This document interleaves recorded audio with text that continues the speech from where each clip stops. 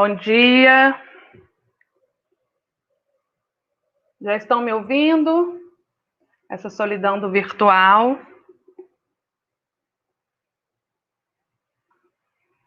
Pronto. Quero dar um bom dia a todas as pessoas que estão nesse momento assistindo esse evento. Meu nome é Adriana, eu sou professora do Instituto de Biologia.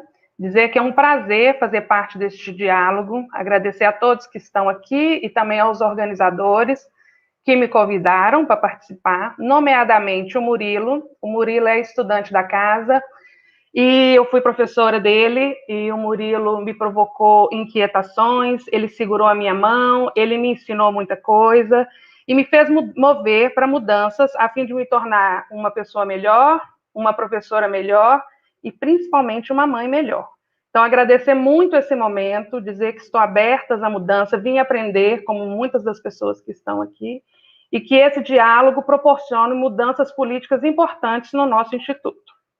Eu vou mediar a primeira mesa. A primeira mesa se chama Diversidade, Direitos Humanos e Políticas Institucionais. Nós teremos 5 palestrantes, aos quais eu já convido: a professora doutora Iole, a professora doutora Ângela Freire, a professora doutora Isaura Santiago, a professora doutora Lenira Rengel e Everton Santos. Eu vou apresentar as pessoas antes da fala de cada uma, porque eu acho que assim é mais elegante. Convido a todos que estão assistindo e provoco que façam suas perguntas nos chats. Essas perguntas serão, então, trazidas para a mesa de discussão ao final da apresentação de cada palestrante. Vocês têm em torno de 15 a 20 minutos para trazer a fala de vocês e no final, então, a gente discute com todo mundo. Eu vou iniciar, vou só tirar meu zap, me desculpa, gente, é o virtual, senão essa coisa vai ficar aqui gritando. Eu vou convidar para a primeira fala a professora doutora Ângela Freire. A professora é bióloga, feminista, professora aposentada do Instituto de Biologia, onde foi coordenadora do colegiado de graduação por 5 anos. Pesquisadora do Núcleo de Estudos Interdisciplinares sobre a Mulher, docente permanente do Programa de Pós-Graduação em Estudos Interdisciplinares sobre Mulheres, Gênero e Feminismo, da Faculdade de Filosofia e Ciências Humanas da UFBA. Um prazer te ouvir. A todos os outros, eu vou pedir que a gente feche os nossos microfones para não interferir na fala. Bom dia, então. Bom dia, Adriana. Bom dia a todas que estão à mesa. Eu quero primeiro agradecer o convite de Pedro para estar aqui na minha casa original, minha casa acadêmica original, para participar dessa mesa que eu considero muito importante, o que me honra, me emociona, inclusive. Parabenizar a Adriana, agradecer as pessoas que organizaram o evento, cumprimentar Everton, Adriana mesmo, Lenira, as minhas companheiras do NEIM, acho que Iole não chegou ainda, mas Isaura está aqui, minha companheira de NEIM, e também time de pesquisa, né, Isaura? A gente está junto há algum tempo e continua nessa caminhada que não é muito fácil, não. Eu tenho sempre começado minha fala, todas as minhas falas, lembrando a tragédia que estamos vivendo por incompetência, por inoperância, né? Até mesmo, eu diria, me parece às vezes até intencional, essa tragédia que estamos atravessando, e eu sempre começo me solidarizando com as pessoas que perderam seus amores, seus amigos, e torcendo para isso passar o menos difícil possível, né? Então, eu sempre começo lembrando que não estamos vivendo tempos normais, estamos vivendo uma tragédia, assistindo todo dia essa tragédia piorar e o buraco parece que não tem fundo. Bem, para contextualizar um pouco e rapidamente essa minha participação, eu preciso dizer que eu tenho uma trajetória profissional um pouco insólita, assim, né? Porque ela é dividida em 2 partes bem distintas. Durante 20 anos, eu fui professora do Instituto de Biologia, durante 30 anos, na verdade, até me aposentar, eu fui vinculada ao Departamento 1, ao antigo Departamento 1 de Biologia Geral do Instituto de Biologia, e durante 20 anos eu era professora de Biologia Celular e Molecular, com muito orgulho, né? Docente dessa disciplina, docente de outras disciplinas que eventualmente a gente pegava pelo caminho, e modesta pesquisadora, interessada em cromossomo de planta. Essa condição me exigia muito trabalho, muito estudo, mas era muito bom, né? De repente, e eu digo para você de repente, mas às vezes eu penso que não foi tão de repente assim, né? Eu tive um estalo e mudei a trajetória, né? E de repente eu me vi num NEIM, Núcleo de Estudos Interdisciplinares sobre a Mulher.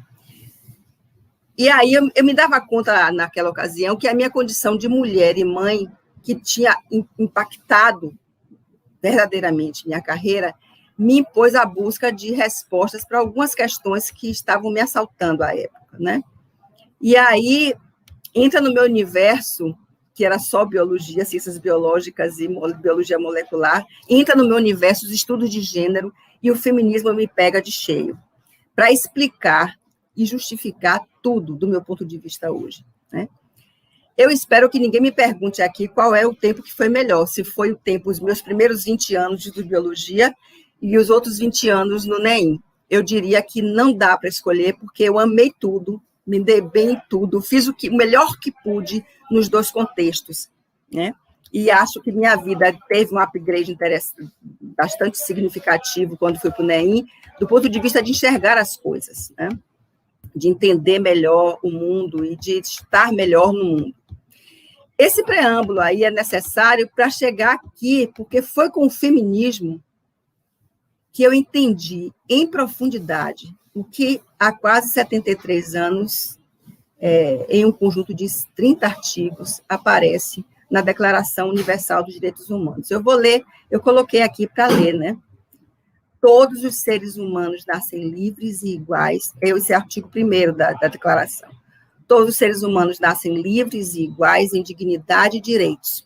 São dotados de razão e consciência e devem agir em relação uns aos outros com espírito de fraternidade.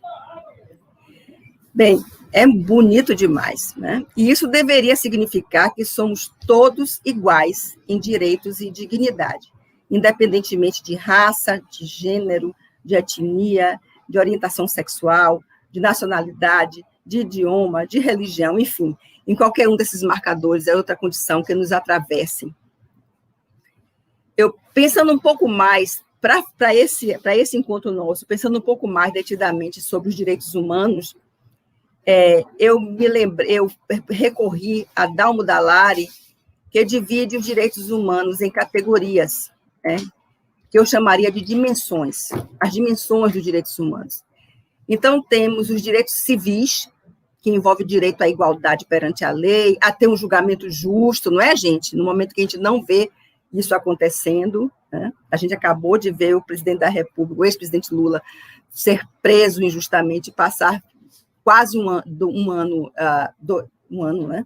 2 anos, um ano, preso e sem ter direito a esse julgamento justo. Os direitos políticos, que dizem respeito à liberdade de reunião, a direito de votar, de ser votado, né? Os direitos sociais, que são os direitos à previdência social, ao atendimento de saúde, entre outros. Os direitos culturais, que dizem respeito à educação e à cultura, a participação da vida cultural, o direito ao progresso científico e tecnológico do povo brasileiro, que não sei para que lado foi, né? Os direitos econômicos, que são os direitos à moradia, ao trabalho, o direito à terra, né? Os direitos ambientais, que são os direitos de proteção, preservação, recuperação do meio ambiente, enfim. Com o feminismo, né, eu pude entender que, ao nascermos potencialmente iguais, não somos iguais, qualquer que seja a dimensão que que consideremos. Eu acho que, em sã consciência, qualquer um de nós pode enxergar que não há igualdade na nossa sociedade, considerando qualquer uma dessas dimensões. Estamos assistindo a um ataque deliberado, sistemático, porque organizado, e sistêmico, porque atinge todos os setores, um ataque aos direitos humanos no Brasil. Para chegar a essa conclusão, basta olhar o que estamos vivendo todos os dias. Basta considerar cada uma das dimensões que acima a gente elencou, né, e confrontar cada um dos acontecimentos que vemos acontecer todos os dias, com indignação, com perplexidade, né? Esses acontecimentos que envolvem o meio ambiente no Brasil, que envolvem a justiça, os direitos civis, os direitos sociais, a previdência social, o trabalho, enfim, é com perplexidade e com indignação que a gente olha tudo isso desfilar na nossa frente todos os dias, depois que esse governo ou esse desgoverno se instalou. A gente percebe, então, que não somos apenas desiguais em direitos, somos também diferentes, né? Diversos, múltiplos. O princípio da igualdade, expressa lá na Declaração dos Direitos Humanos, envolve necessariamente um outro princípio, vinculado à ideia de diversidade, né? que se traduz em conceitos como pluralidade, heterogeneidade, variação, para falar um termo bem dentro da biologia, variedade, assim como diferentes perspectivas de enxergar o mundo, de abordar a vida, de conhecer a vida e compreender a vida. Em qualquer um dos aspectos ou das perspectivas que a gente adotou até aqui, que a gente abordou até aqui, em cada uma das categorias em que nos encaixemos, reside algo que é subjacente, que é a dignidade própria, uma dignidade própria ao humano, que jamais poderia ser desconsiderada. É nesse sentido que é importante recorrer ao valor que é subjacente, como disse, a essa discussão, que é a questão da dignidade da pessoa humana, né? Esse princípio pode ser entendido sob diversas perspectivas, filosóficas, religiosas, enfim. Na minha experiência de vida, esse princípio me chegou com a experiência religiosa. A concepção cristã dentro da minha compreensão das coisas do mundo. E esse princípio considera a dignidade como valor intrínseco ao ser humano. Você nasce, você tem uma dignidade que lhe é intrínseca, que é própria na sua condição humana, né? Tomás de Aquino, por exemplo, diz, e é aí que eu me refiro à minha formação religiosa, católica cristã, Tomás de Aquino dá continuidade à filosofia cristã, acrescentando que também é fundamento da dignidade humana a autodeterminação. O ser humano é capaz de ter autodeterminação devido à sua própria natureza. Aqui tem, eu não vou me discutir direito aqui, mas eu precisei ler alguma coisa sobre direito para dizer que a dignidade da pessoa humana, para Sarlet, por exemplo, é uma categoria axiológica aberta, um conceito em permanente processo de construção e desenvolvimento, né?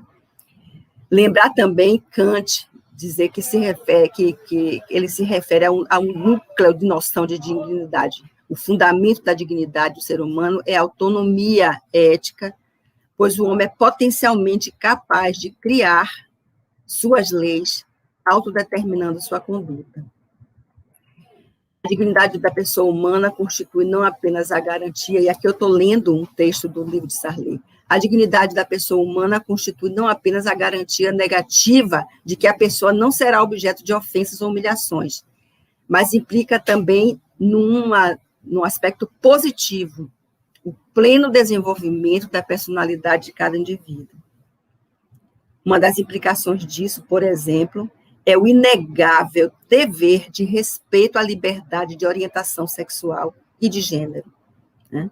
É nesse princípio da dignidade da pessoa humana que eu, primariamente, enxergo o direito de ser, de estar, de qualquer pessoa, independente da sua orientação sexual, independente do seu gênero. E aí vale a pena pensar institucionalmente, né? Eu sou, como vocês disseram, como a Adriana falou, ex-coordenadora de colegiado durante 5 anos. 4 anos por eleição e 1 ano para substituir minha colega Vera Dube, que se aposentou no percurso, eu era a vice dela, e foi minha primeira experiência, foi uma coisa bem complicada, bem difícil, mas foram os primeiros anos, mas depois foi uma experiência muito rica na minha vida. Enquanto coordenadora de colegiado, entendendo o que é o colegiado e como ele funciona, eu penso que este órgão não deve se omitir quanto à luta pela equidade de gênero, contra a homofobia, contra o racismo, contra qualquer tipo de discriminação. Eu acho, por exemplo, penso, que o colegiado pode funcionar como uma espécie de ouvidoria, organizadamente, propondo encontros de formação docente com nossos colegas que estão lá para discutir essas questões que tanto nos interessam, né? Organizando comissões de orientação acadêmica de verdade, não apenas aquela que está no papel, né? De escuta, né? Se mobilizando e mesmo liderando nas unidades e organizando a manutenção de espaços de discussão e de acolhimento. A minha experiência no colegiado de biologia, naquela época, nos anos 90, foi uma experiência muito disso. Eu tinha uma excelente secretária chamada Rita de Cássia, que era uma funcionária excelente do Instituto de Biologia. Ela foi, durante toda a minha experiência, secretária do colegiado, e, aliás, ela já vinha sendo secretária do colegiado. Ela levou, eu acho que todo o tempo de Rita no Instituto era como nesse lugar de secretária do colegiado do curso de graduação, e a gente, àquela época, já funcionava, nós duas, um pouco assim. Era um lugar de escuta, né? Era um lugar de escuta e de conversa e de orientação. Eu me lembro que a gente tinha muitos problemas, não tantos, mas bastante significativos, de desconforto mental, problemas com questões, assim, de depressão e de angústia. Os meninos e as meninas nos procuravam, porque o colegiado funcionava um pouco para eles, como este lugar, né? Eu penso que agora, se a gente está pensando numa política estruturada e competente para lidar com essas questões de gênero, de sexualidade, o colegiado é fundamental, né? Pensar institucionalmente também significa entender o campo das relações interpessoais nos corredores, na cantina, né, na sala de aula, né? A gente não pode esquecer que são esses lugares que os meninos e as meninas estão, que nós todas e todos estamos, é que a vida acontece, e os problemas aparecem, e as dificuldades se impõem, né? Então, penso que o colegiado pode se organizar. Fico pensando que não adianta uma bem pensada política institucional na cúpula da universidade, se não se concretizar essa política no cotidiano da unidade, né? E especialmente no colegiado. Os grupos de pesquisa também devem ser instâncias muito oportunas para aderir à causa da inclusão e do respeito. O CISG, por exemplo, que é o grupo que eu co-coordeno, co-lidero com Isaura, que está aqui presente, foi criado há mais de 15 anos e atualmente congrega todas as nossas orientandas e orientandos. É evidente que a nossa linha de pesquisa, que é Gênero, Ciência e Educação, permite e proporciona um conforto maior, um lugar mais adequado para a gente trabalhar. Mas a gente tem tentado outros tentáculos por aí e tem dado muito certo, né? Eu quero terminar, porque o tempo é curto, eu quero dizer que estamos vivendo um retrocesso civilizatório. É óbvio. Considero urgente a efetiva ação de políticas institucionais que resguardem e recuperem os direitos duramente conquistados até aqui. Os 2 governos populares que tivemos nos deram muitas, nos proporcionaram, e eu diria, junto com a sociedade organizada, uma caminhada muito rica, né? E nós estamos vendo um desmonte, para usar a palavra que estamos usando aqui, bastante organizado, sistemático, de tudo que a gente ganhou nesse período, né? Eu quero que se a gente não se organiza, não pensa junto e não trabalha junto, a gente corre o risco de perder tudo, perder mais ainda do que já perdemos, e perder, principalmente, a grande contribuição que a diversidade dá às instituições, que a diversidade traz para as instituições e para a vida. Quanto mais rica em diversidade, mais capaz de encontrar soluções para todos os problemas essa sociedade é capaz, quer dizer, mais capaz ela é, né? Quanto mais diversa for uma comunidade, mais facilmente ela encontra soluções para os problemas da vida. Eu termino aqui e estou disponível para a gente conversar à medida que aparecerem as questões. Obrigada. Muito obrigada, professora Ângela. Eu caí aqui, acho que vocês notaram, né? Mas deu tudo certo. A gente não pode apertar mais nada, porque desliga tudo, né? Esse virtual. Vamos para a próxima fala, belíssima fala sua. No final eu tenho algumas perguntas. Professora doutora Isaura Santiago Cruz, licenciada em Ciências Biológicas pela Universidade Federal do Pará, é especialista em sexualidade humana pela Unesa do Rio de Janeiro, mestre e doutora em Ciência, Ensino, Filosofia e História da Ciência pela UFBA. Atualmente é professora adjunta da Faculdade de Educação e também atua como coordenadora de ações afirmativas, educação e diversidade da UFBA. Pesquisadora do Núcleo de Estudos Interdisciplinares sobre Mulher, do NEIM, UFBA, e Núcleo de Pesquisa e Extensão em Culturas, Gêneros e Sexualidades. Atuou também como coordenadora de área e é atualmente coordenadora institucional na UFBA do Programa Institucional de Bolsas de Iniciação à Docência, o PIBID da CAPES. Muito obrigada. Bom dia a todas as pessoas, né, que estão nos ouvindo, né? Primeiro, agradecer pelo convite, né? E falar da importância dessa ação, né, do desmonte. Eu já participei, acho que foi ano passado, se eu não me recordo, ou 2019, e assim, eu vejo com muita alegria, né, essa ampliação do desmonte, e com mais alegria ainda, o fato do desmonte estar se vinculando, né, ou de qualquer maneira se associando ao Instituto de Biologia, né. Eu sou bióloga também de formação, né, e sei que, como Ângela comentou algumas questões, né, o professor Kelmo colocou na fala de abertura, né, sobre essas questões que a biologia, ela, num certo sentido, ela sempre deu um suporte para debates que restringiram, de certa maneira, as visões sobre sexualidade e gênero, né?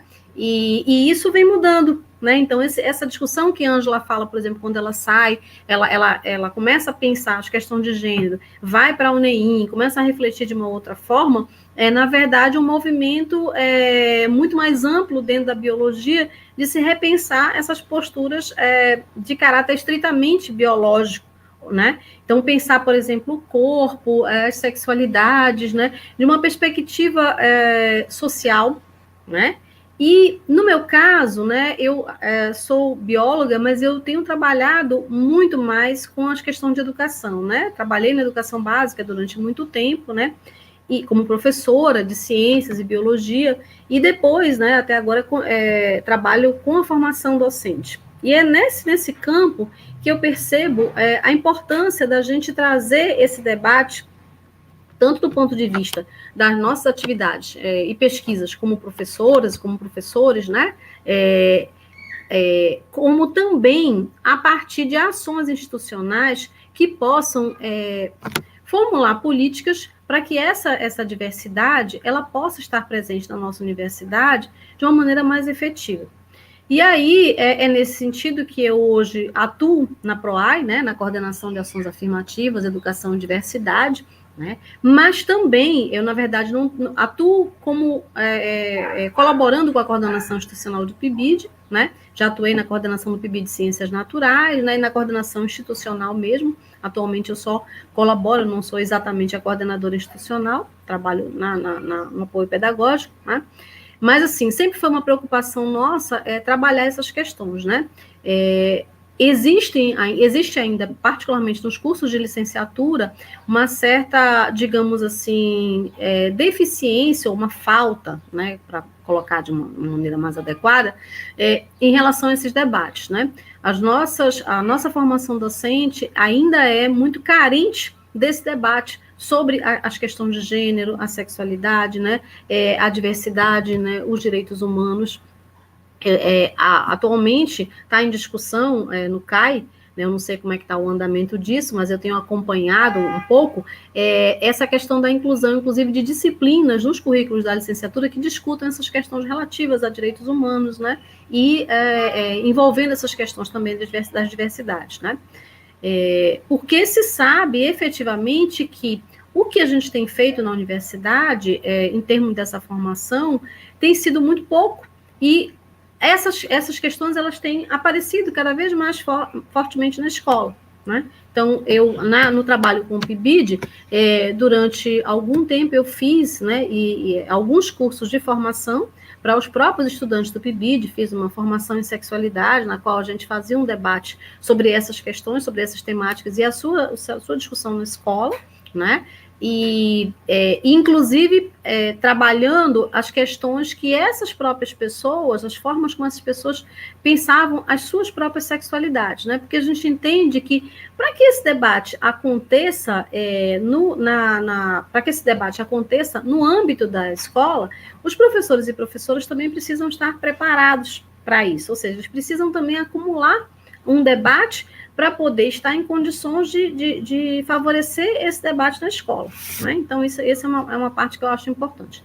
Do ponto de vista das questões institucionais, o que a gente tem percebido é que algumas ações, elas vêm ocorrendo dentro da própria universidade, no sentido de trazer essa diversidade para dentro da UFBA, ou seja, tornar a UFBA mais, um reflexo mais coerente com a sociedade na qual a nossa universidade está situada.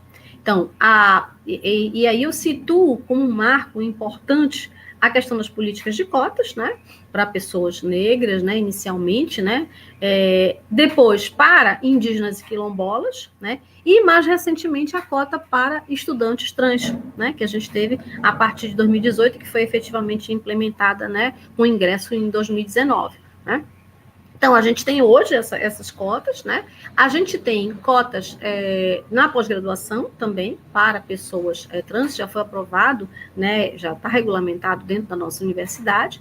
E só que a gente ainda tem uma carência do ponto de vista de políticas que possam fazer com que essas pessoas elas sigam integradas na universidade. Porque não basta a gente incluir, a gente precisa incluir e dar condições de permanência, né? Então, as pessoas precisam entrar na universidade, pessoas trans, elas precisam se sentir seguras no espaço da universidade também, e aí a importância de ações, por exemplo, de combate às violências, a todos os tipos de violência, né? E particularmente a violência contra LGBTs, contra mulheres, né? O assédio sexual, o assédio moral, o capacitismo, né? A etnofobia, né? Então, essas pautas, elas são muito importantes. E dentro da nossa coordenação da PROAI, a gente vem tratando dessas pautas a partir de eventos de debates, né? Uma discussão importante que a gente tem feito, agora está um pouco, né, parada por conta da dinâmica do trabalho online, que tem, em alguns momentos, né, causado, além de uma sobrecarga muito grande de trabalho para todos nós, causado uma certa dificuldade nessas pautas. Mas um debate que a gente começou a fazer, e aí pegando o gancho do que a Ângela falou, foi com relação à questão dos colegiados, das coordenações de colegiado de curso, no intuito de discutir com os colegiados de curso a questão da orientação e do apoio a esses estudantes e a essas estudantes, a essas pessoas, né, que estavam como estudantes. Por quê? Porque, por exemplo, os estudantes trans, quando eles chegam, os e as estudantes trans, quando chegam na UFBA, eles vêm, muitas vezes, de uma trajetória escolar bastante acidentada. Principalmente porque, na maioria dos casos, eles são praticamente expulsos das escolas, eles têm uma vivência muito intermitente, né? Às vezes fazem cursos supletivos ou utilizam outros formatos de educação, porque eles são muito violentados nas escolas ainda, né? Então, isso é muito grave. Então, a gente precisa pensar numa política que possa dar conta, basicamente, de dois aspectos bem iniciais, né? Que seria a questão do combate, da inserção desses estudantes na universidade, e aí o combate a todos os tipos de violência, né? E também o acompanhamento acadêmico. E esse acompanhamento acadêmico, como a Ângela falou, ele é muito importante em termos da orientação acadêmica e do apoio que os colegiados e as coordenações de curso podem dar a esses estudantes. E quando a gente fala de eventos como esse, que a gente está aqui fazendo esse debate mais amplo sobre essas políticas e sobre essas pautas, isso também é uma forma de apoiar esses eventos para poder essas pessoas se sentirem incluídas, né? E se sentirem como alvo de políticas, de preocupações, de envolvimento da universidade, da comunidade acadêmica como um todo, né? Então, é importante a gente pensar nessas situações, né? O que acontece? A gente, na nossa ação lá na PROAI, a gente tem, desde 2018, um projeto que eu vou pedir para colocar aqui a apresentação aqui do nosso, que a gente atualmente está, da nossa campanha, que a gente atualmente está trabalhando pelo Instagram, que é a campanha Não Deixa a Violência Passar de Boa. Essa campanha, ela tem sido desenvolvida, né, ela tem sido desenvolvida no sentido de... ela tem sido desenvolvida no sentido de instruir a comunidade acadêmica, tanto professores, docentes, estudantes, funcionários terceirizados, técnicos, em relação às questões de violência. Então, a gente tem um Instagram. O Instagram é Não Deixa a Violência Passar de Boa, tudo junto, né? @ Não Deixa a Violência Passar de Boa.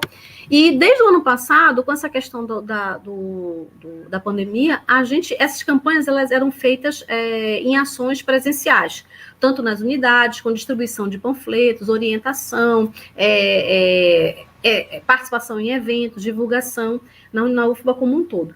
E nós temos bolsistas, né? Os bolsistas são estudantes, né? Que fazem uma formação e que são orientados para poder fazer essa orientação sobre como denunciar, aonde denunciar e quais são os órgãos que podem atuar no combate a essas situações de violência, né? E aí, basicamente, e os encaminhamentos, não só na denúncia específica, no caso da ouvidoria, como também para o apoio psicológico, que aí é o caso do PSIL, né, que faz o atendimento psicológico, e a gente faz a orientação e encaminhamento dessas pessoas. Então, a gente fez, por exemplo, no ano passado, um dos temas, a gente escolhe temas, mensagem, né? A gente fez no início desse ano, aliás, esse sobre ser mulher na pandemia, que era para ter sido no mês de março, mas a gente teve alguns contratempos com a pessoa que ia debater, então nós fizemos uma live. Normalmente nós fazemos os cards que são divulgados, que divulgam os tipos de violência, divulgam dados sobre violência,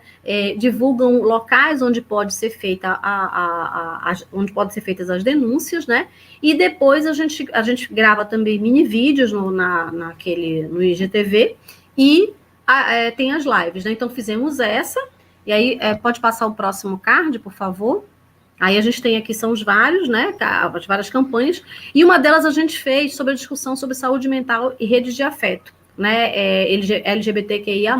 Essa live foi uma live muito importante, foi com uma psicóloga, né? Uma pessoa trans, né? E que trabalha com essa questão com essas discussões. A mediadora foi uma das nossas bolsistas, né? Então a gente tem trazido esses debates através dessas lives e através dos cards para poder movimentar essa discussão na universidade, né? Então, fizemos também sobre capacitismo, né? Mais recentemente fizemos sobre a questão das populações indígenas, né? Sobre as temáticas de violência a gente tem feito como um todo. Então, é uma das estratégias que a gente tem utilizado, né? O acompanhamento também desses estudantes via nossa coordenação através de como que já que eles são cadastrados e agora eles são acompanhados, alguns têm uma bolsa do MEC, que é do PBP, aí ó, o nosso site, né, não deixa, nosso Instagram Não Deixa a Violência Passar de Boa, então quem quiser pode curtir, seguir, entrar lá, tem as lives gravadas, tem os vídeos, né, então é um importante veículo que a gente tem utilizado ultimamente para poder fazer essas denúncias e fazer esse debate mesmo sobre essa questão de violência, né, não só sobre as questões de LGBTs, mas também sobre as outras possibilidades, né, as outras diversidades que a gente tem na UFBA, inclusive linkando, né, essas pessoas, por exemplo, que têm algum tipo de necessidade especial e a condição, ou a situação de ser LGBT, de ser pessoa trans, né, atualmente nós estamos fazendo um debate sobre essa questão da inserção, né, da avaliação dessas políticas de cotas e esse acompanhamento. Então, assim, a gente entende que essas questões, elas são fundamentais para que a gente possa ter uma universidade mais diversa, mais plural e que possa realmente acolher e fazer com que esses sujeitos permaneçam e modifiquem efetivamente pela sua própria presença, pelos debates que trazem, pelas perguntas e pelas pesquisas que fomentam, trazer essa universidade, fazer com que ela seja efetivamente a cara da nossa sociedade, né? Então, é um pouco isso que eu gostaria de dizer, e aí fico à disposição para as perguntas. Obrigada. Muito obrigada, Isaura. Seria bacana colocarem o link do Instagram nos comentários no YouTube, para que as pessoas que possam acessar, não sei se já colocaram, as pessoas que quiserem conhecer melhor, né, possam acessar e curtir lá. Vamos passar a fala, então, para a professora doutora Lenira Rengel. Ela é professora da Escola de Dança da Universidade Federal da Bahia, coordenadora do programa de pós-graduação em dança, mestrado e doutorado. Primeiro doutorado com especificidade em dança do Brasil, público, gratuito do mundo, dançarina, com variadas técnicas e práticas, modelo vivo, performer, preparadora corporal, pesquisadora, é bacharel em Direito Teatral pela USP, mestre em Artes pela Unicamp e doutora em Comunicação e Semiótica pela PUC de São Paulo. Aborda a dança com ênfase nos processos cognitivos que se dão no ensino-aprendizagem de profissionais, estudantes e leigos. Ela é líder do grupo de pesquisa Corconectivos, Dança, Artes e Inserções, membro da Associação Nacional de Pesquisadores em Dança, a ANDA, e foi também diretora e coordenadora do comitê temático dessa associação. Então, com a fala, a professora Lenira. Obrigada, Adriana. Bom dia a todas as pessoas. Para quem não me vê, eu sou uma mulher branca, de cabelos longos, grisalhos, né, dita branca, é uma designação do IBGE, e tenho aqui meus livros, aqui atrás, um belíssimo quadro do Sebastião Maria, em homenagem ao Pierre Verger, A Força de Xangô, para quem vê, está aqui, e um colar que eu ganhei da minha mãe de pequena, as pérolazinhas de arroz branco, né? As pérolas brancas. Então, muito bom dia para a mesa, a professora Ângela, a professora Adriana, o Everton, a professora Isaura, já cumprimentei as pessoas. Cumprimento ao IBIO e toda a sua comunidade, obrigada por nos receber, professor Kelmo, professor Pedro, grande parceiro de Proeste há uns tempos atrás. Magnífico reitor que esteve aqui para nos dar bom dia. Queria citar um título dele, Não Seremos Servos do Absurdo, né? João Carlos Salles. E acho que a gente está continuando nesse evento que houve anteontem, né? E, então, educação contra a barbárie. Eu vou, sem dúvida, não tem como não me implicar, né, enquanto uma mulher branca, cis, hétero, mas agradecendo o reconhecimento de um pertencimento nessa luta e nessa causa de muito tempo. As questões de gênero e corpo via natureza-cultura têm muito a ver, inclusive, com a minha pesquisa, mas eu não vou tocar nisso, né, de trabalhar com as ciências cognitivas, então, entender isso, que maravilha aprender aqui com o IBIO, né, de entender que a natureza pede a cultura, a natureza ela vai pedindo, porque ela vai dizer, olha, a natureza precisa ser olhada e esse entremeio desse trânsito, né, como as professoras têm dito, né, então, mas eu aqui estou falando, vou apresentar para vocês o que a gente tem feito em dança, no programa de pós-graduação em dança, que reverbera, sem dúvida, eu sou professora da graduação, obviamente, então isso tem acontecido, como até a professora Carmen, que eu cumprimento aqui a nossa diretora também, o professor Kelmo, colocou o que vem sendo feito na escola de dança. E um pequeno histórico, eu tive a honra, também fui coordenadora na PROAI, de Ações Afirmativas e Assistência Estudantil, sobre a professora Dulce Aquino, também, como Cássia Maciel, né, grandes pró-reitoras de Ações Afirmativas e Assistência Estudantil, E com a professora Dulce, nós fizemos o UFBA em paralaxe, que é aquela ideia, né? Paralaxe, você tem uma coisa, bom, essa pessoa é assim, mas olha de outra maneira, porque ela tem outra coisa, ela tem mais, né? O paralaxe, você olha para um objeto de várias maneiras, um objeto, uma coisa, uma estrela, alguém, um bebê, uma pessoa negra, uma pessoa trans, uma mulher trans, um homem trans. Então, o paralaxe é você olhar mais coisas do que aquilo que que a cultura às vezes faz você ver. E um parênteses aqui com a questão dos nomes, né? O paralaxe foi um grande filósofo atual, que é o Zizek, tem um livro que se chama Visão em Paralaxe. E ele, falando isso, dá uma olhada assim. E foi uma inspiração. Mas, quando o inominável daquele dito pseudo-filósofo começou a usar o paralaxe, eu fiquei achei uma apropriação horrível desse termo. Ao tempo que a gente usa desmonte, que é tão fantástico, né, nesse sentido positivo, e ao tempo que a gente usa porra, que não é um palavrão. Porra brilha, porra fertiliza, né? Há orientais, o Tao, né, tem uma filosofia oriental, que eles não usam palavrões como nós. Jamais você diria, com perdão aqui, eu sei que isso está público, tá? É um verbo. Você dizer para alguém, vá se foder, deveria ser, vá ser feliz, tenha amor, tá? Então, e outras coisas que a gente diz para as pessoas como um palavrão, como ruim. Por isso que é tão complicado também as relações amorosas e sexuais em grande parte da nossa sociedade.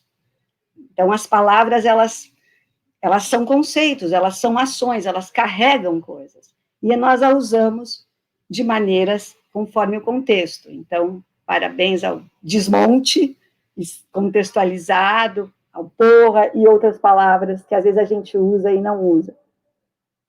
Bom, e nós, então, com essa experiência da PROAI, depois eu, como coordenadora do programa, eu tive a honra, foi uma portaria designada por o nosso reitor atual, né, quando eu estava na PROAI, era professora, uma magnífica reitora, a professora Dora Leal, e o nosso magnífico reitor, a gente trabalhou na resolução 01 de 2017, que todos os programas de pós-graduação, né, eu estou no grupo dos coordenadores, todo mundo usa quando a gente vai fazer os nossos editais. Essa resolução de 01 de 2017, nós trabalhamos com uma equipe coordenada por hoje, então, o nosso assessor adjunto de assessoria internacional, que é o professor Ronaldo Lopes Oliveira. À época, 2017, um pouco antes, ele era o coordenador de ensino de pós-graduação.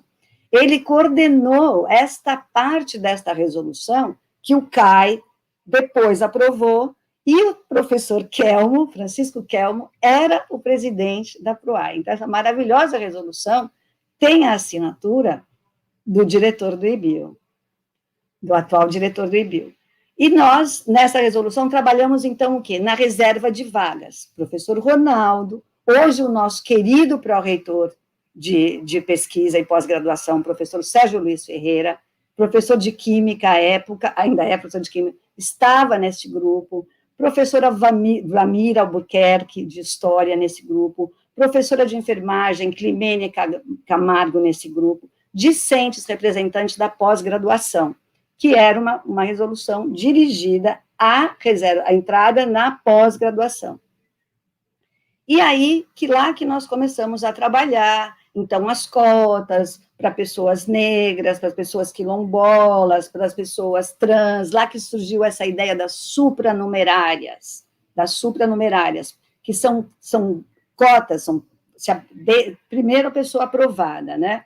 Então, as supranumerárias são pessoas trans, pessoas com deficiência, pessoas quilombolas e pessoas indígenas aldeadas. Essas pessoas, elas não necessitam, se a gente fala para o Caio, olha, vai ser 25 vagas para o nosso mestrado. Se a gente tem na nossa seleção pessoas, nessas 4 modalidades que está escrito na resolução, que ultrapassam esse número de vagas, a gente não precisa pedir para o CAI, isso está aprovado na resolução, que ela tem, então, por isso que elas se chamam supranumerárias. E aí essa equipe trabalhou um bom tempo nessa resolução, a gente trabalhou quase 6 meses, reuniões lá na Pró-Reitoria de Pós-Graduação presenciais, isso eram finais de 2016, a experiência do UFBA Paralaxe foi 2013, 2014, e isso reverberando, e aí essa resolução foi para o CAI, e é a resolução vigente, a 01 de 2017.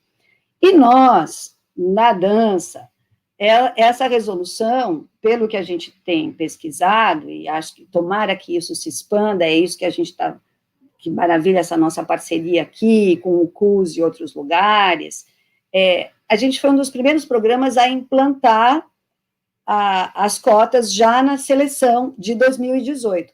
A resolução aprovada, e aí no final de 2017 para a turma de 2018, a gente já coloca as cotas no programa. E óbvio, né, já deveria ter sido feito, mas a gente coloca as cotas, e aí, ok, então, é feita a seleção, e aí como é que a gente vai distribuir bolsas? Que eu penso que foi uma grande transformação também no nosso programa, e que reverbera pela nossa escola. Porque aí houve um edital em 2018, já começando a retirar a hegemonia da recebimento de bolsas por mérito, porque nós temos muitas pessoas com vulnerabilidade social, pessoas negras que jamais estariam, infelizmente, numa universidade, se essas políticas todas não tivessem, sejam abertas e continuem a ser cada vez mais. Aí começou o edital em 2018, ele foi muito ampliado, e vou usar a palavra melhorado mesmo, em 2019, esse edital, com ampla participação do corpo estudantil, ampla, e a comissão de bolsas, que era a discente Natália Rocha, professora Rita Aquino e professora Adriana Bittencourt. Mas essa resolução foi feita com os estudantes. A gente tem o link dela, está no nosso site, eles vão, e aí a gente tem uma seleção para as cotas, a primeira pessoa que recebe essas cotas tem a interseccionalidade, né? Se a pessoa, na seleção, se coloca como uma pessoa negra, né? Porque a gente tem a autodeclaração. Tem gente que não quer se autodeclarar, mas está avisado que se você vai concorrer à bolsa, você precisa se autodeclarar. Então, a pessoa negra com vulnerabilidade, ela vai receber a bolsa. A primeira coisa é a vulnerabilidade. A pessoa com deficiência e vulnerabilidade recebe a bolsa. Então, a cada implantação da bolsa, são chamados os estudantes, porque aí eles fazem parte desse processo. Agora mesmo, e aí quando acaba uma bolsa CAPES, a gente já vai colocar uma FAPESB, sempre é muito publicizado, e a gente tem feito isso, aí chega na pessoa de mérito. Infelizmente, a gente não tem tanta bolsa, a gente chegou a perder algumas bolsas, é óbvio, no ano passado, vários programas perderam, então a gente, essa é uma coisa delicada, mas muito aberta, né? O ideal é a gente tivesse mais bolsas ainda do que tem, que é um empenho imenso dessa Pró-Reitoria de agora, para a gente tentar bolsa e tudo. Então, essa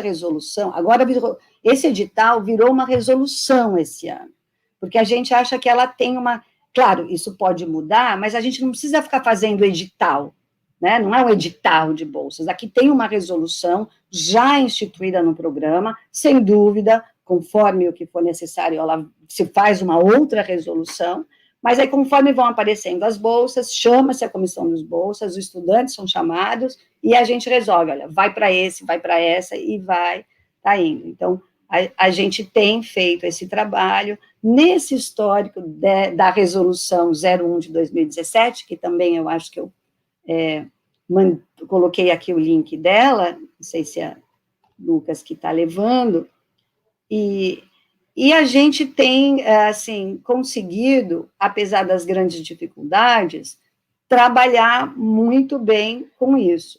E na implantação de bolsas, a gente, por exemplo, também, nós já temos na UFBA o nome social, né, aprovado lá em 2016, então os estudantes trabalharam com isso, foi uma participação muito grande também do UFBA Paralaxe, e a escola de dança faz isso há muito tempo já. E uma outra coisa que eu queria colocar, que eu também vejo, eu acho que eu também vi aqui nas questões, é óbvio que os estudantes movem muito tudo isso, né? Eles trazem, mas eu acho que também é uma oportunidade de nós, docentes, termos a possibilidade de nos colocar, porque tem muito docente também no armário. Então, a gente, com a coragem dos docentes se colocam também. Então, é um aprendizado. Nosso grande mestre Paulo Freire, isso não é um chavão. A gente aprende ensinando. Não é? Então, esse nosso grande desejo, como docentes que amam a profissão, como servidoras e servidores públicos, a gente se transforma também com isso. Por isso que é tão, assim, intelectualmente emocionante, a gente está vivendo isso, a gente está trabalhando com isso, eu acho que a gente está num momento de resistência, mas indo para a luta também, porque somos nós que vamos conseguir mudar alguma coisa, né? Tentar expandir para a sociedade da qual a gente faz parte. Essa é a norma do CAI vigente. A gente fez nosso edital agora, aliás, a gente precisa prestar atenção, porque o CAI nos é superior, né? Então, às vezes, a gente esquece dessa resolução e tem coisas assim, esse edital, gravação de vídeo que tem que fazer, né? Para essa seleção que a gente fez remota, então ela ajuda. E aqui ela coloca toda essa sequência de normas, de supranumerária,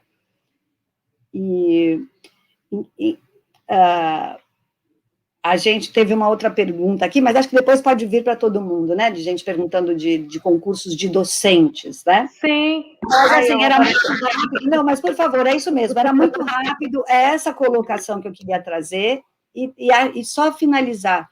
O docente também aprende, o docente também se revela, seja cis, seja não, seja hétero, seja homo, a gente aprende junto. Muito obrigada, muito obrigada. Gente, cada fala mais linda que a outra, interromper é uma dor no coração, né? A gente poderia ficar aqui dias conversando, mas no final a gente traz essas questões que as pessoas estão colocando nos comentários e discute, né? Os quatro, porque eu estou só aprendendo.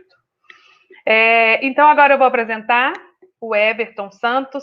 Ele é advogado, especialista em direito das famílias, membro da Comissão da Diversidade Sexual e de Gênero da OAB Bahia, integrante do Conselho Municipal de Políticas Públicas LGBT+.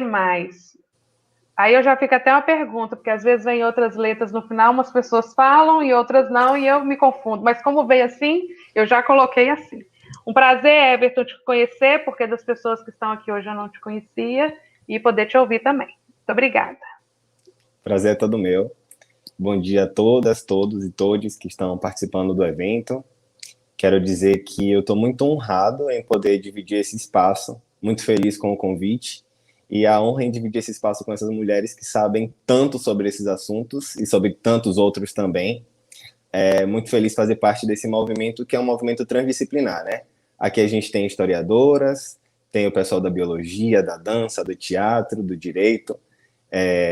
Como já me apresentaram, me chamo Everton Góes Santos, eu sou advogado, especialista em direito das famílias, eu participo da Comissão da Diversidade de Gênero, daqui da OAB de Salvador, né, OAB Bahia, e como membro da comissão, estou representando ela no Conselho Municipal de Políticas Públicas LGBT+, ou LGBTQIA+, o mais sempre dá o espaço para as novas terminologias que a gente vai entendendo que vão surgindo, ou que vão identificando, né? No início era homo e hétero, agora a gente sabe que existe as trans, as travestis, enfim, sempre os queers, então sempre tem espaço para abranger o que é o diverso.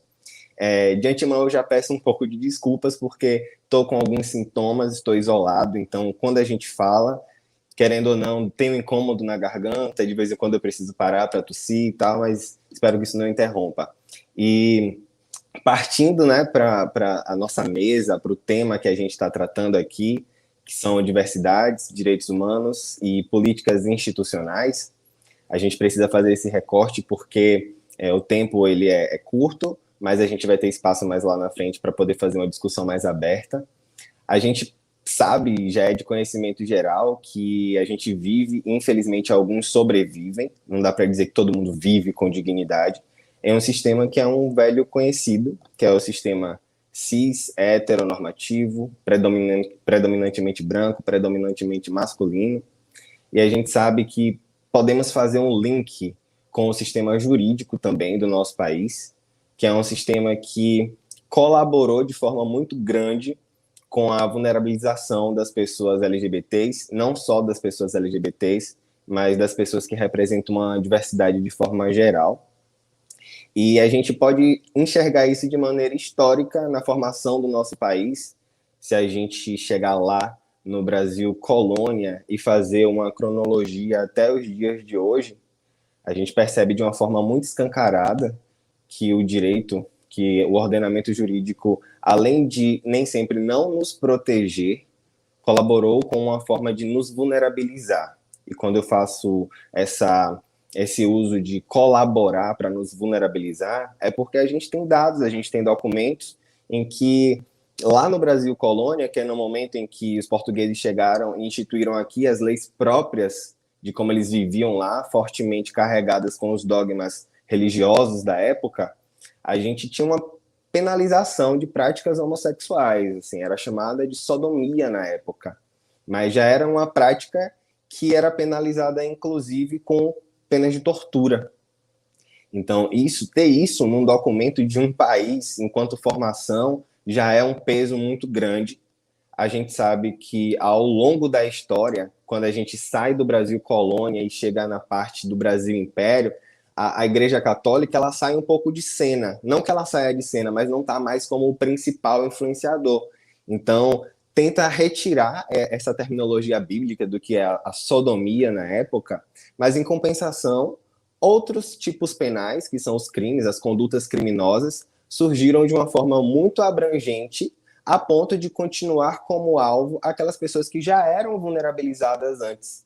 Quem eram essas pessoas? As pessoas pretas, as pessoas pobres, as pessoas que fugiam da norma heteronormativa, né, da conduta heteronormativa. Então, continuaram como alvo as pessoas também da comunidade LGBT. E quando a gente fala desses novos tipos, sumiu a sodomia, mas apareceram outros tipos, seriam a chamada mendicância e a vadiagem na época.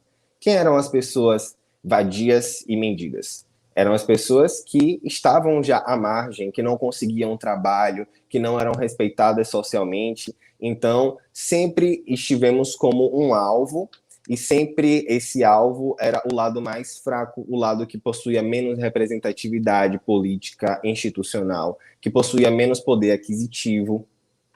Se a gente pega essa questão da mendicância e da vadiagem, que surgiu lá no Brasil Império, e chega um pouquinho mais próximo da gente, que foi o período ditatorial, que não é tão distante, a gente percebe que houve uma influência disso. Na época era chamada a política de higienização das cidades, as pessoas que realmente fugiam da norma, ou então que apresentavam um grau de diversidade muito grande, que a sociedade brasileira, os políticos, a autoridade brasileira da época não queria vislumbrar essas pessoas transitando pelas cidades, elas eram fortemente caçadas, elas eram perseguidas, espancadas, torturadas, isso pela própria autoridade política, pela própria comunidade da época, e tinha o total aval das instituições brasileiras, das principais instituições brasileiras da época, inclusive do nosso ordenamento jurídico. Era tudo baseado na legalidade, do que era permitido naquele momento. E se a gente pensa que essa cronologia, que essa vulnerabilização da diversidade acabou no período ditatorial, a gente se engana muito, porque não acabou. Até hoje a gente tem uma dificuldade imensa em criar projetos de leis, iniciativas legislativas que visem a proteção da diversidade, que visem proteger a comunidade LGBT, por exemplo. Óbvio que a gente não pode ignorar o fato de que conquistamos a criminalização da LGBTfobia, que conquistamos o reconhecimento do casamento, né, da família LGBT, que sempre existiu, mas juridicamente falando, ela era invisibilizada.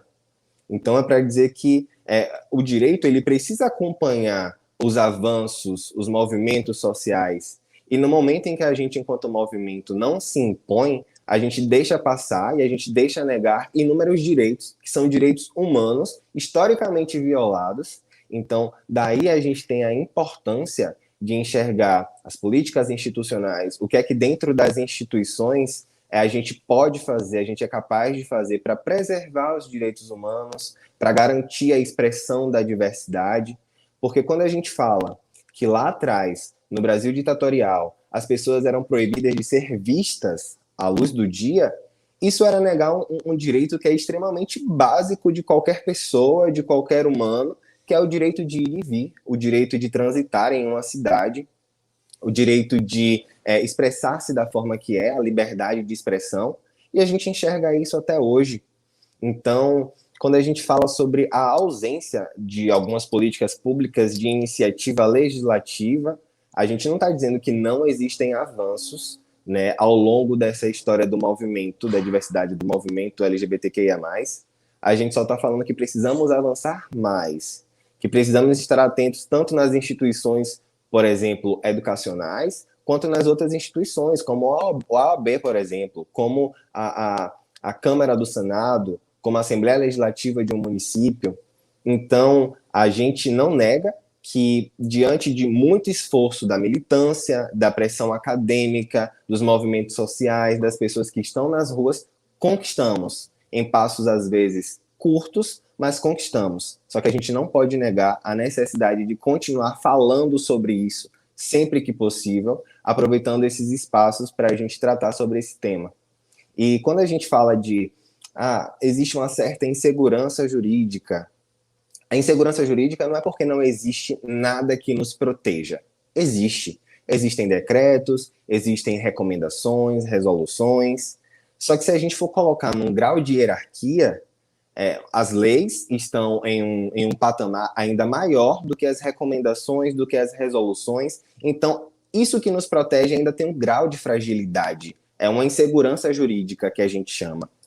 E essa insegurança jurídica, agora já trazendo mais para o lado da especialização, que é direito das famílias, em 2018 a gente fez uma análise de dados que mostrou que no ano de 2018 houve uma redução muito grande do número de casamentos no Brasil durante o ano. Houve uma redução comparada ao ano de 2017. E aí, se a gente analisar esse dado de uma forma separada, assim, casais homoafetivos e casais heterossexuais, a gente via que houve uma redução do casamento, houve uma redução grande dos casais heterossexuais que casavam. Em contrapartida, o casamento LGBT cresceu de uma forma assustadora no ano de 2018. E a gente não entendia que fenômeno é esse, o que foi que aconteceu para esse dado apresentar isso aqui para a gente.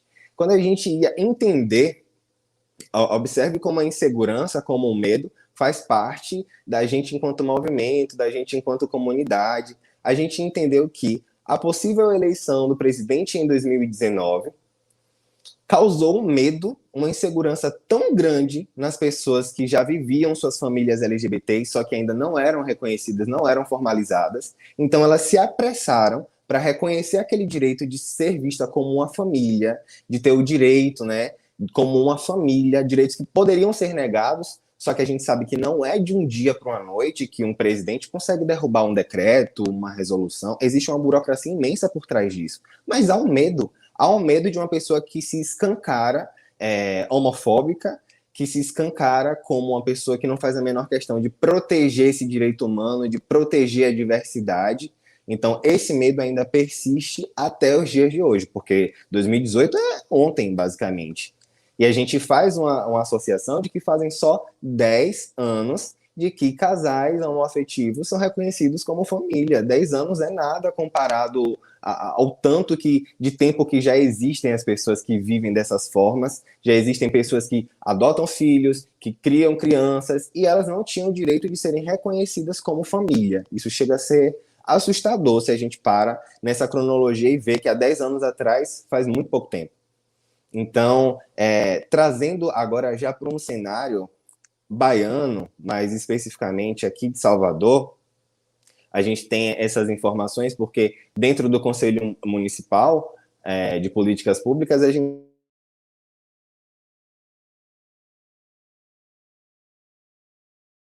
ao movimento, né, ao que está acontecendo na Câmara, às iniciativas de leis, né, a tentativa de revogar algumas leis.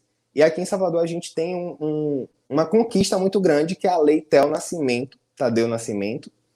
Essa lei, basicamente, ela cria uma penalização que vai de até R$ 4.000, que a gente sabe que é muito pouco, e também a cassação de alvará de funcionamento de alguns estabelecimentos comerciais, caso eles descumpram, né, caso eles discriminem pessoas LGBTQIA+, por conta do seu gênero, por conta da sua sexualidade. E no meio de tanta coisa que está acontecendo durante essa pandemia, no mês que a gente comemora o dia do combate à LGBTfobia, no ano que a gente comemora 10 anos de reconhecimento de casais homoafetivos como família, tinha um movimento na Câmara, né, na Assembleia Legislativa, dos vereadores, para tentar revogar uma lei que a gente custou a conquistar, que foi muito tempo de debate, que foi reformulação atrás de reformulação. Inclusive, o vereador que tenta revogar participou, né, do movimento de tirar isso, coloca aquilo, que foi em 2019 que o prefeito ACM Neto aprovou a iniciativa dessa lei, ela estava em vigor, mas aí a gente começa a articular enquanto Conselho Municipal, entrar em contato com os vereadores, falar sobre a importância dessa lei, pedir o veto dessa revogação. Então, tudo isso a gente vê, a gente demora tanto de conquistar, e quando a gente conquista, a gente dá um passinho, sempre tem alguém do conservadorismo que tenta retirar aquilo que não está ofendendo ninguém. É só mais um motivo de preservar, de segurar aquela diversidade. Então, chega a ser um absurdo a gente imaginar que essa lei poderia ser revogada logo em Salvador, que é uma das capitais do país que mais matam pessoas trans, mulheres e homens trans, travestis e homens homossexuais. Então, não só isso também, como a gente vê alguma movimentação, como, por exemplo, tem uma séria dificuldade de uma iniciativa de lei, de um projeto de lei, para poder assegurar nossos direitos, mas, em compensação, o mesmo vereador é aquele que tenta iniciar uma lei que proíbe a terminologia do gênero neutro em documentos oficiais municipais, por exemplo. Poxa, tanta coisa que pode ser feita. Será que realmente a energia tem que ser gasta em relação a isso? A um gênero neutro? Então, assim, é mais um motivo da gente estar atento a quem a gente elege, porque são os vereadores do Poder Legislativo. O Poder Legislativo é aquele que vão criar as leis da sociedade que a gente vive. É o Poder Executivo, que se a gente for falar de município, é o prefeito que vota, que veta, que aprova, que não aprova. Então, tá aí a necessidade da gente ter um olhar cada vez mais diverso, a necessidade de ter mulheres nessa situação de poder, pessoas negras, pessoas LGBTQIA+, participando desses movimentos, inclusive a importância desses espaços, como é o que a gente está agora. É um diálogo que é acadêmico, é um diálogo que é acessível a pessoas que estão fora da academia, a gente pode trazer um cunho político, né? E toda essa força, esse conjunto de saberes faz com que a gente torne cada vez mais forte em representatividade, a gente possa educar mais as pessoas a estarem atentas a esses movimentos, e a gente mesmo se tornar cada vez mais capacitado para discutir sobre isso nos espaços que o nosso privilégio deixa a gente participar, né? Porque estar aqui também é um privilégio. Fazer parte da Comissão da Diversidade Sexual é um privilégio. Estar participando do Conselho Municipal é um privilégio. Então, vamos usar esses espaços para tratar dos temas que nos atingem diretamente, né? Inicialmente, o que eu tenho para trazer é isso, e me mantenho também disponível para as outras questões que forem surgindo ao longo da nossa discussão. Obrigado. Obrigada, Everton. Obrigada a todos e todas e todes, aí aprendendo e incorporando a forma de falar, não é? É uma transformação, isso é muito bacana. Eu acho que eu vou pedir o mediador aí do fundo para colocar todo mundo do mesmo tamanho, se for possível. Como vai ser uma discussão, né, agora. Agradecer muito a fala, realmente, para mim é um momento importantíssimo. Eu digo que desde 2008, quando eu cheguei na UFBA, eu sou formada tudo no Sudeste, então eu tinha outra concepção, outra forma de pensar mundo, e quando eu cheguei aqui, convivi com os baianos, com o Instituto de Biologia, eu sou outra pessoa, eu realmente sou outra pessoa, e eu agradeço muito a essa casa por ter me acolhido e ter me transformado, né? Isso é muito importante. Então, eu trago uma fala para iniciar que o Pedro coloca que as proposições de diretrizes sobre valorização e acolhimento da diversidade humana serão compiladas e apresentadas à congregação do IBIO para incorporação em sua política de desenvolvimento. E a professora Renata diz que o colegiado de graduação está atento e aberto à escuta dos discentes, né, para a implementação de políticas que contemplem o tema. Então, essa discussão é extremamente pertinente, agradeço mais uma vez e vamos iniciar a troca. Tiveram algumas perguntas no chat, eu vou trazer essas perguntas e quando for mais direcionada para uma pessoa, eu direciono, senão fica aberto e quem quiser e puder responder, tá bom? Então, o professor Pedro começa, gostaria de saber se algum membro da mesa pode falar sobre a existência de políticas de cotas também para concursos de professores e servidores técnicos administrativos na universidade.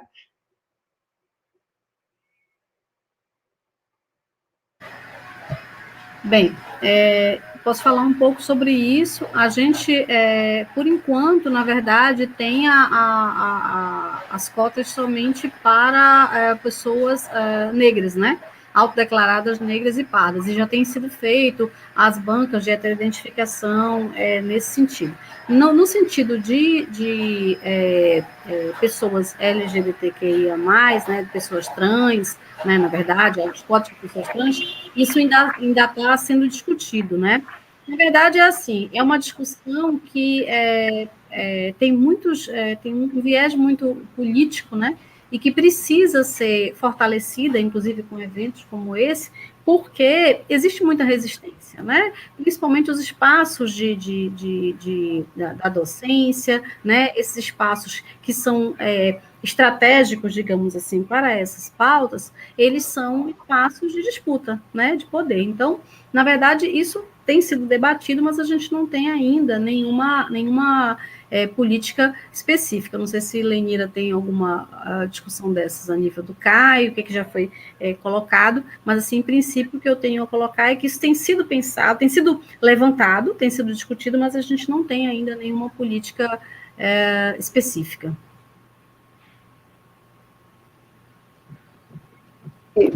Como Isaura me nomeou, é isso mesmo que Isaura falou, ainda é para as pessoas negras, pretas e pardas chamadas, né? Eu acho que a gente poderia pensar, sugerir as supranumerárias também, como os discentes, assim, se as pessoas se declararem, né? Mas não tem, não, né? Ok. Você até já trouxe essa questão das vagas supranumerárias e o Ian pergunta sobre isso. Existem essas cotas, né? Quilombolas, indígenas, trans, PCD, estão aí. Mas as pessoas entram e qual é a proposta da instituição para manter essas pessoas, né? As pós-graduações estão incluindo bolsas, porque eu estou em 2 pós e ainda até, sei lá, ontem a discussão de distribuição de pós é meritocrática, né? Primeiro, segundo, terceiro, quarto lugar. E qual é a conversa da universidade? Algumas pós já têm movimentado, né, nesse sentido, mas se vocês têm uma noção do coletivo, como está isso para essa distribuição de bolsas, para que mantenha-se as pessoas que a gente abriu espaço para estar lá dentro, né? Nas suas vulnerabilidades. Posso falar? Eu vou dizer, como estando coordenadora agora, a gente tem um grupo Aliás, colegas, quero aqui agradecer em público um grupo de coordenadores da UFBA. E o nosso líder é o nosso querido pró-reitor, professor Sérgio.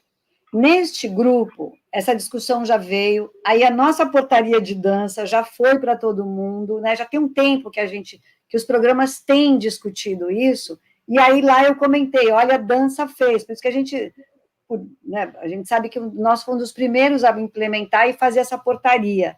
Aí a FACED já fez, assim, tem alguns programas, não posso nomear exatamente, mas essa discussão foi bem alongada no nosso grupo de coordenadores da universidade, da UFBA. E vários programas, filosofia, tem mais, desculpe, eu nem quero dizer, porque vários programas estão fazendo, até ampliando, né? O PPGNEM tem... Tá muda, Pró. O PPGNEM tem cotas estabelecidas nesse sentido. Pronto. Porque isso é uma discussão muito relevante, né? Porque não basta só abrir as portas, tem que abrir as portas e ajudar essa pessoa a se manter no espaço, né? Com facilidades de aprendizado e de estar ali em qualquer movimento durante o tempo que tem o curso. Diga. Aproveitar o espaço que a gente está falando desse sentido de educação e, como havia sido falado anteriormente também, sobre a evasão, né, das pessoas LGBTs, que a gente foi muito bem falado, que ela falou não é uma evasão, é basicamente uma exclusão. Evasão a gente coloca como se fosse uma escolha da pessoa que está saindo daquele espaço educacional, mas a gente sabe que não é uma escolha, que é uma exclusão mesmo, assim, elas não permanecem lá porque elas não se sentem pertencentes, muitas das vezes. A gente da Comissão da Diversidade Sexual da OAB, a gente faz um trabalho que eu acho muito bonito, que é palestras em escolas municipais, aqui de Salvador, e essas palestras, ela tem o intuito de conversar com adolescentes, pré-adolescentes, sobre bullying e LGBTfobia no ambiente escolar. E aí, esses espaços de dialogar com os meninos e as meninas na sala de aula, com os professores, com os diretores, faz a gente perceber e faz os próprios profissionais daquele ambiente perceber que realmente, muitas vezes, eles não estão preparados para lidar com essa diversidade e o quanto esses meninos e meninas precisam de um apoio, de alguém que chegue e fale, de alguém que fale como ela fora, a necessidade de permanecer ali dentro, né, a luta que eles vão precisar ter para poder alcançar espaços acadêmicos, se é assim que eles querem.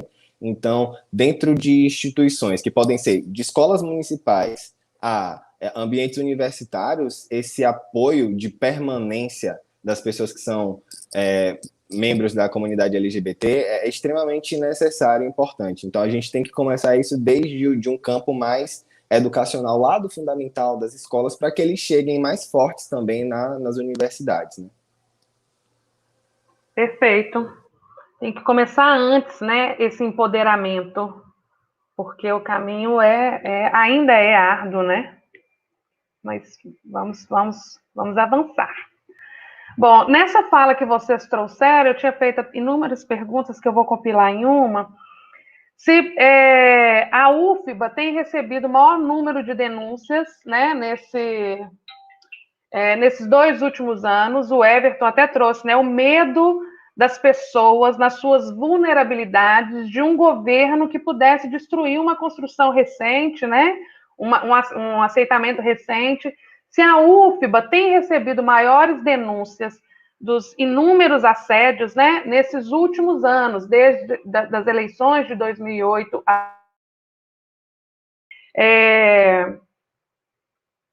e se ficou mais difícil avançar nessa discussão dentro das instituições, né, pelo empoderamento de outras pessoas, inclusive, né, em outro caminho que não o da inclusão. Até a professora Ângela trouxe de Ritinha, né? Eu entrei aqui quando a Ritinha começou, que ela estava no processo de...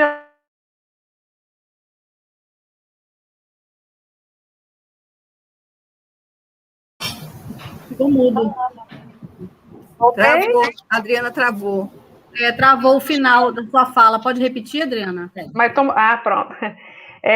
Eu estava falando da época que a Ritinha saiu, né, 2008 mais ou menos, E a gente já viu um avançar de conversa. E se esse movimento avançou, e agora, nos últimos anos, a gente tem aí um retrocesso na discussão e uma dificuldade, porque empoderou outras pessoas que estavam indo em caminho contrário ao que a gente está discutindo agora.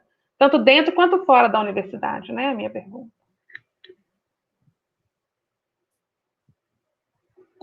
Posso começar? Sim. Claro, piorou muito, muito, muito, muito, e muito também por uma questão de infraestrutura. A gente ter menos bolsa, por isso que eu acho tão importante, pelo menos no nosso programa, os estudantes estarem ali, porque eles estão, além deles participarem e atuarem, eles veem que as bolsas não tem mais, não é que alguém está dando para um para outro, nem existe isso, eles nem pensam isso, porque eles sabem que a gente quer ter bolsa e na condição que a gente está naquele momento de coordenação, distribuí-las. Agora, corte de bolsa, né? Corte de bolsa, então tem menos bolsa, então aí você já tem que ter essa discussão de quem é mais vulnerável, que é uma grande coisa na PROAI, que é muito triste também, né? Ficar olhando a maior dificuldade entre tantas dificuldades que tem. Então, tem esta coisa bastante estrutural, e sem dúvida, né, abriu-se as portas também para o terror, né, para as ideias que estavam, pelo menos, contidas. Mas eu acho que é essa devastação mesmo das nossas verbas, né, das nossas verbas, e isso nos restringe para poder implementar e fazer mais, né.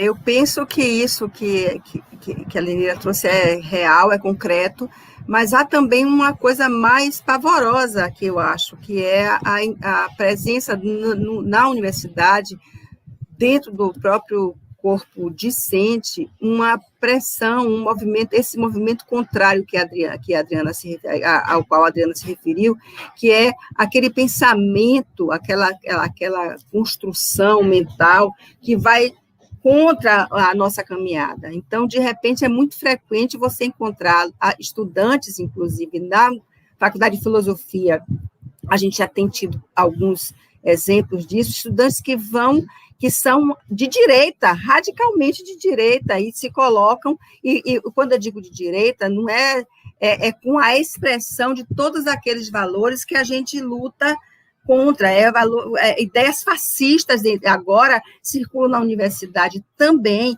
de modo desavergonhado. Houve um tempo em que era bem complicado a pessoa se expor nesse sentido, mas hoje parece que está, digamos assim, chancelado pelo poder vigente e as pessoas falam livremente, né? Então, eu acho que isso também precisa ser colocado, precisa ser enfrentado, não jogado para debaixo do tapete. É uma questão importante. Eu acho que a gente precisa falar sobre isso, falar sobre produzir ambientes e circunstâncias dentro do cotidiano da universidade para discutir isso. Eu me lembro que teve um evento na UFBA, um evento no campus, aqui no nosso campus de Ondina, Adriana, que aquela Sara Winter veio para falar sobre como era importante ser, como a gente tinha transformado a universidade num lugar de maconheiro e de bicha, era assim que se falava, esses termos eram utilizados, eu me lembro disso, isso não é muito longe, isso foi agora, recentemente. Então, assim, a minha preocupação é muito em termos de como isso se veicula dentro da universidade, como isso se permite eu tenho uma amiga que disse que com um fascista não tem diálogo, né? É meio radical ela, mas é isso mesmo, a gente tem que arrumar um jeito de barrar esse tipo de manifestação. Essa é a minha posição. Então, é uma questão, sim, Everton. E, infelizmente, isso reflete dentro de instituições educacionais, dentro das famílias, nos espaços que são as ruas. A gente vê que, eu estava até lendo essa semana, eu poderia até ter trazido para cá, o GGB, né, que é o Grupo Gay da Bahia, que é uma das maiores referências do Brasil em análise de dados referente à população LGBT, falou sobre o índice de mortes mesmo violentas no ano de 2020. Então a gente vê que há um empoderamento nesse sentido das pessoas serem mais agressivas em espaços que são institucionais, e a gente vê também que os números mostram que isso está acontecendo nas ruas. Durante a pandemia, teve um momento que eu precisei me isolar de qualquer notícia que estava acontecendo lá fora, porque era uma atrás da outra, cada vez mais agressiva, cada vez mais assustadora. A gente está dentro de casa, e o que é que está acontecendo lá fora? A gente fica com medo até de quando isso voltar ao normal, que a gente vai ter que circular. Como é que vai ser? O que é que está acontecendo? Onde é que estavam as pessoas que estavam protegendo? Cadê o policial nesse momento? O que é que eles estão fazendo, sabe? Então, esse reflexo do que a gente... desses posicionamentos dentro de instituições é uma extensão do que está acontecendo na rua, uma piora em relação a essa violência, a essa agressividade, né? Para com os nossos, da população LGBT, não só, para as pessoas que vivem em situação de rua também, para as pessoas que estão em qualquer outro tipo de situação de vulnerabilidade. Sobre isso, eu queria comentar também sobre essa questão dos chamados ataques virtuais, né?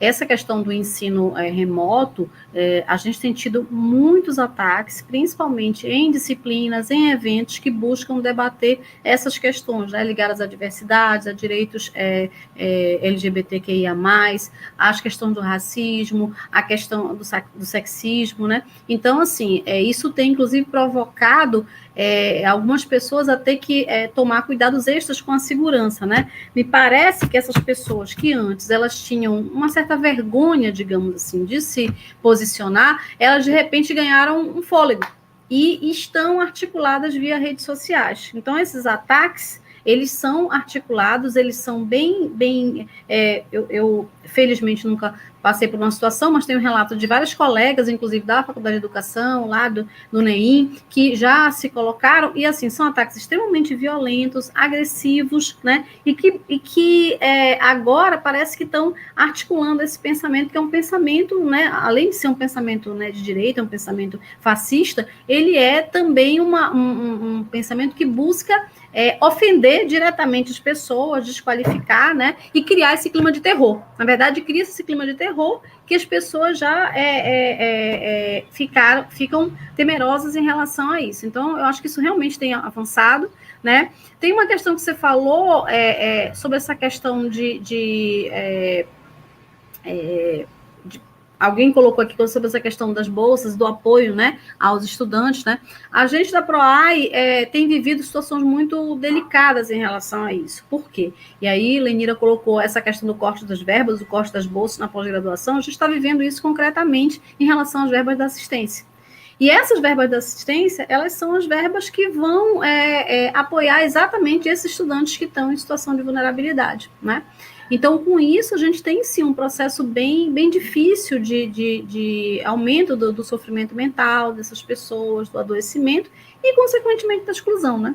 Então, assim, é preciso pensar. A gente tem recebido muitos pedidos, inclusive, algumas vezes, de apoio para inclusive, estudantes de pós-graduação, mas a gente tem uma limitação do ponto de vista da rubrica. Por quê? Porque, na verdade, as verbas da assistência estudantil, elas são destinadas a estudantes de graduação.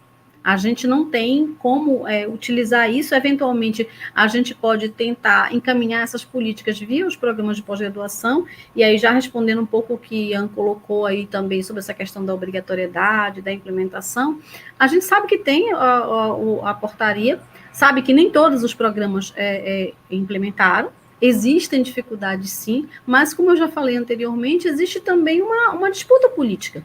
E eu acho que é importante colocar aqui que a gente precisa entender que, embora isso seja uma regulamentação, algo que foi aprovado no CAI, a gente tem esses próprios movimentos de direita, esses próprios movimentos também fascistas e contrários a essa questão dos direitos humanos e de uma série de debates que a gente vem travando, eles também estão dentro das nossas unidades. A gente não pode fechar os olhos para que existem sim unidades e existem sim grupos de pessoas se articulando dentro da própria universidade, e não são só estudantes, mas professores também, técnicos, e que não têm interesse. Então, são disputas políticas. Existe uma regulamentação? É obrigatório? Sim, é obrigatório. Mas a gente sabe que nesse processo existem disputas políticas e existem os embates. Então, a gente precisa publicizar isso, ampliar esses debates para que a gente possa conseguir dar voz a esses debates dentro dos órgãos de pós-graduação, e a gente especificamente agora tem feito, inclusive tem perguntado, né, tem procurado, a gente está num processo de procurar investigar como é que está sendo essa implementação dessas cotas, e questionado esses programas, né? Mas não é uma questão fácil, porque, eu volto a dizer, isso não é um consenso. Embora tenha sido aprovado no CAI, seja uma regulamentação da universidade, mas, assim, dentro da nossa própria comunidade, a gente tem oposições a isso, né? Então, a gente precisa pensar em formas de estender esses debates, né? E eu acho que um papel muito importante tem sido exercido pelos próprios estudantes de pós-graduação e de graduação nas exigências, pegando essa regulamentação e fazendo pressão para que essas deliberações sejam colocadas em práticas, não é? Por favor, só uma palavrinha só, rapidinho. Quem viu o evento da UFBA, que aconteceu no dia 18, espetacular, com falas muito potentes, viu claramente a que estamos todas e todos submetidos. O evento foi muito rico, teve falas muito interessantes dos estudantes, especificamente, agora que Isaura falou, e também de docentes e de pessoas em nível nacional que mostram exatamente o que está acontecendo com a universidade, né? Quer dizer, eu só queria lembrar que quem assistiu o evento da UFBA viu com clareza a situação, o diagnóstico claro da situação que estamos vivendo todas aqui. Agora, também pensando no evento, né, Educação contra a Barbárie, é um comportamento que a gente pode dizer, a arte, todo mundo é liberado, lá em dança, tudo ok. Sim, eu acho que a arte, a filosofia tem esse acolhimento, mas é lógico que a dança pode reprimir completamente uma pessoa, dependente da dança que você dá. Você começa uma criança e dá uma dança que... Então, não é, é tudo bem, né? A arte é maravilhosa, libera. Em termos, né? Qualquer educação, inclusive a de arte, pode ser repressiva. Mas, sem dúvida, às vezes, nos discentes, é um embate, assim, delicado, por exemplo, que tem gente de bolsa que passou em primeiro lugar e acha que vai ser ele, por exemplo, acontece. Felizmente mesmo, porque as pessoas são bloqueadas, né? Nós temos, há quase 3 anos, o primeiro lugar é uma pessoa negra, que abre vagas, inclusive, ela entra na concorrência e abre vagas. Agora a gente está com um brilhante dançarino, cego, negro, entrou na supranumerária e abre vaga para outro, então a gente tem mais gente na escola. E esses discentes que, porventura, eu ganhei primeiro lugar e gostaria e tal, eles mesmos vão se conversando. Então, é uma educação também da pessoa entender que tem outros ali, né, por uma reparação histórica e que, de repente, ela está com uma oportunidade de ter uma coisa financeira mais do que a outra. Então, é uma educação também, esse tipo de política, que os próprios estudantes têm que aceitar, têm que lidar com isso, aceitar, não digo. E os docentes também. Por isso que a discussão aberta é a mais profícua, entendeu? Mas como vocês estão falando, não é fácil, mas tem caminhado, isso falando de dança, entendeu? Tem caminhado, sim, sendo uma educação, um comportamento, o tempo todo.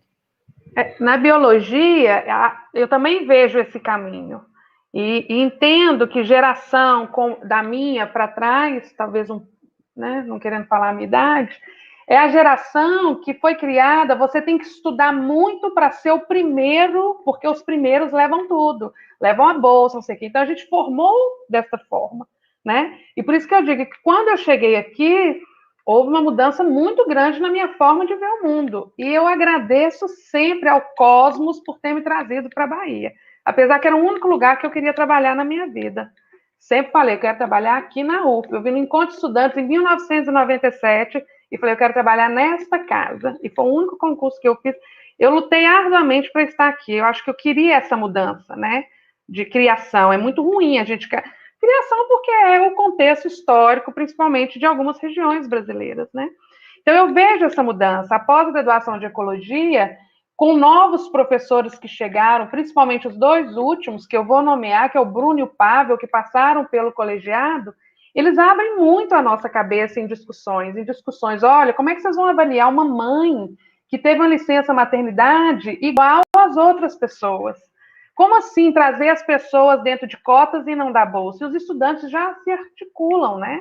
A Carol Bier, que é uma estudante da pós, traz uma fala importante. Precisamos de um padrão para implementação de cotas e bolsas para toda a UFBA. Isso seria muito importante, porque na prática, as cotas na pós-graduação não são lei determinada, são uma sugestão. E precisamos avançar na luta para ser obrigatório e para a administração central tomar a frente disso e implementar orientações gerais, que aí vai minimizar talvez um pouco a cabeça dessas pessoas que ainda estão, né, nesse movimento meritocrático aí de criação, né, um movimento totalmente errado. Porque uma vez que a gente transforma em leis, é mais fácil implementar, né? Então, essas falas são muito importantes. E aí eu faço uma autocrítica aqui para a gente finalizar. A gente está num evento que eu estou aqui acompanhando, tem pessoas assistindo, mas a nossa casa, o Instituto de Biologia, que está propondo essa mudança, nós somos por volta de 67, 70 e alguns professores, não sei quantos técnicos administrativos, não sei quantos estudantes, e esse movimento é para nossa discussão. O que a gente está fazendo de errado enquanto instituição, universidade, enquanto poder público, que a gente não está alcançando as pessoas ou não está interessando as pessoas nessa escuta, né? Ter poucas pessoas ouvindo um evento desse, num instituto que quer fazer mudanças, tá falho. A gente precisa ser... Olha, quantas pessoas ganhariam estando aqui? A gente está falhando em alguma coisa, né? Então, qual que é a maior barreira para a implementação dessas mudanças e um espaço mais acolhedor para a diversidade humana, né? O que a gente precisa fazer? Já fazendo uma autocrítica da gente, enquanto movimento de transformação no Instituto de Biologia. Para quem a gente está falando, né? Para quem... E de que forma a gente está falando que não está alcançando, a meu ver, né? Talvez até esteja de outra forma, porque é um evento gravado. Por que a gente não está alcançando todo mundo? Cadê todo mundo que não está aqui ouvindo a gente? Essa é a pergunta que eu deixo final. Eu gostaria de dizer, Adriana, se posso falar? Eu gostaria de dizer que isso que você está relatando acontece, essa pergunta eu me faço desde 1999, né? Por que é que a gente não consegue capturar os corações e mentes lá no Instituto de Biologia? Eu tenho uma resposta que a experiência me deu, e que é claro que ela não é conclusiva, ela é incompleta, mas tem tudo a ver com a concepção de ciência que se tem. O que é fazer ciência, o que é ser um cientista, o que é ser um docente universitário. As pessoas afastam completamente a ideia da política e das relações humanas dentro do campo científico. Elas excluem isso, porque elas consideram que isso enfraquece o sujeito cognoscente, né? O sujeito que constrói conhecimento, ele deve, ainda naquela concepção positivista e moderna, ele deve ser alguém que está acima do bem e do mal, uma pessoa que não se envolve, que não tem sentimentos, que não tem emoções e que não tem nem sexo, nem cor, nem idade. E isso é uma mentira consagrada. Todos nós estamos impregnados da nossa história, da nossa cultura, da cor da pele, do gênero, né? E isso você querer negar a condição humana, de volta para aquela ideia de condição humana, de dignidade da pessoa humana, é uma prática no campo científico, que ainda é muito forte na nossa universidade, especialmente no âmbito das ciências naturais. É triste, é doloroso, mas eu digo a você, é muito difícil romper com este preconceito. Então, essas discussões que a gente traz, que a gente incomoda demais. Eu me lembro que eu deixei de ser a professora de biologia celular e molecular professora de primeira categoria e passei a ser uma espécie de cientista de segunda categoria quando voltei a estudar, quando me voltei para as pesquisas que me interessavam. Eu me lembro claramente disso, né? Eu me lembro com muita... É duro, é sofrido, sim, mas é uma realidade e é uma coisa que fortalece também a gente ao longo do tempo. Eu realmente me considero muito melhor pesquisadora hoje do que era antes daquilo que eu chamei de estalo, né? Mas o que eu quero dizer é que, na minha percepção, é isso, é a concepção de ciência no campo das ciências naturais que não contempla a humanidade da pessoa que produz conhecimento.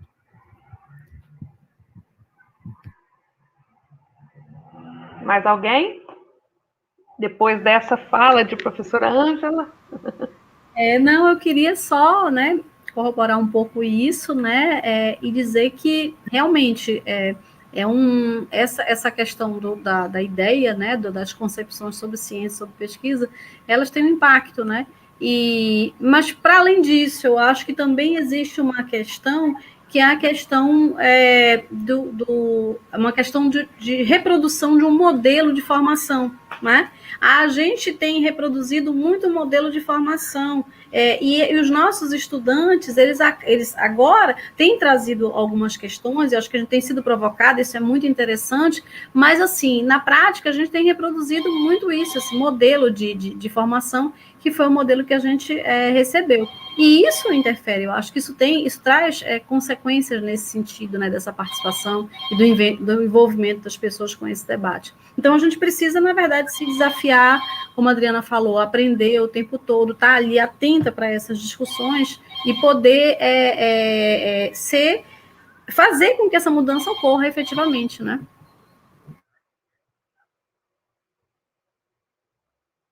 Mais alguém? Lenira? Everton? Eu posso ir ao Everton. É claro, assim, a gente finalizando, né? Claro que é corroborar e eu acho que trazendo o evento, né, de entender essa dicotomia que a gente tem entre natureza e cultura. E são séculos, gente. Então, esse desmonte que o professor Kelmo falou, vai indo, e nem por isso a gente pode desistir, né? Talvez essa coisa vai ficando para outras gerações, mas é essa grande dicotomia que forma essa pessoa humana que somos nós, né? Você é natureza e você é cultura, você é corpo e você é mente, e quem é mente é melhor do que quem é corpo, né? Isso é criado, né?